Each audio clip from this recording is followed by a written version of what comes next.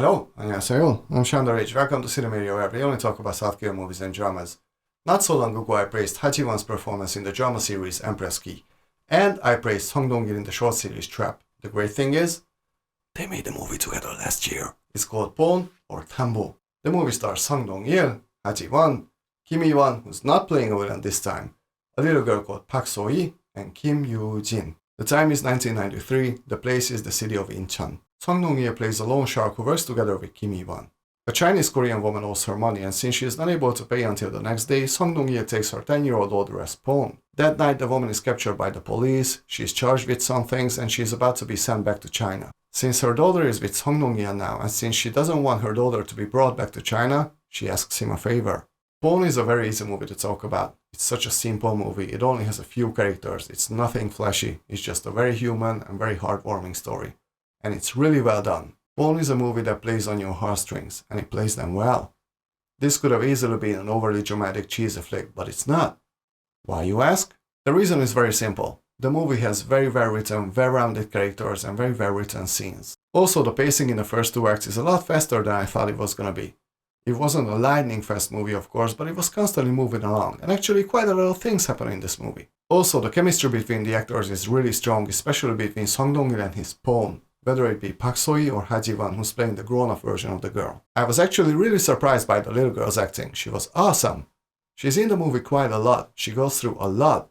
Something truly terrible happens to her in the second act, and Park So-hee actually had to be able to portray a wide range of emotions, and she was awesome. And her character's transformation from childhood to adulthood with Hee-won was just absolutely flawless. I usually hate it when movies jump that much forward in time, but here it was totally flawless. The movie actually starts in the present day, but then it quickly settles in 1993. Okay, so the story needs a little further explanation at this point. So Song Dong-il and Kim Hee-won, even though they're colleagues, they live in the same house. And suddenly this little girl is stuck with them. And despite Song Dong-il basically kidnapping her, she gets really attached to him for some reason. Sometimes children can sense the good in people. The why is in Song Dong-il's character. I mean, let's be frank, he does not have a good start. He takes the child away from her mother. We learn the reason for it very quickly. I'm not saying it justifies his action, but there is a reason for that. And later he's paying for what he did, and he pays it back 1,000-fold.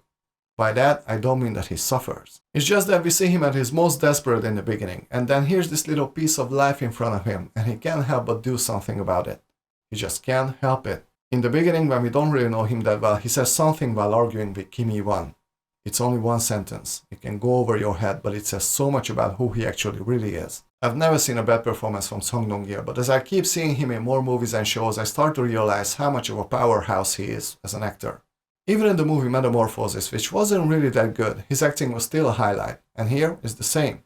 Like I said, the movie works because of the acting and the characters. Everyone is truly incredible in this movie. And it was true for Kim Hee-won as well. It was so great to see him not playing a villain this time. He was sort of a comic relief character, but it wasn't overdone. He also had great chemistry with Song Dong-il and the pawn. I'm sorry, I can't call the girl's character otherwise. Song Dong-il keeps calling her that even when she's grown up. It's actually really funny. Anyway, great movie. It's a warm cup of tea on a cold morning. I loved the look of the film also. There was a lot of sunshine. It was really bright. It fit the movie really well. And even though the film doesn't lack sad moments, the overall vibe of this movie is absolutely positive.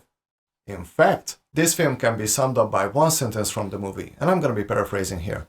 Compassion is scarce because most people cannot afford it. That sentence really hit me. I'm super guilty of this a lot of times, and it's definitely something I should work on myself. This couldn't be more true, unfortunately. So that's what Pawn is about. It's about compassion. Of course, I can pinpoint some moments that are not as strong. The third act has some slower moments. It does drag a bit here and there. The drama is a lot stronger in the third act, and there was a moment or two that could have been left off. The pacing is definitely a lot better in the first two acts, but then the movie ends on such a high note. Oh, and don't stop the movie when the credits start to roll, okay? So Pawn is a movie that I really enjoyed. The acting is incredible. The characters are so genuine, therefore it's so easy to care about them. Their chemistry is really strong, the drama works, everything pretty much works. If there is anything remotely bad about this movie, it's the predictable nature of it. Like I said, it's a very human story, and in a way it's a story that we've seen before, but for what it is, this is incredibly well done. I'm gonna give Pawn 90%.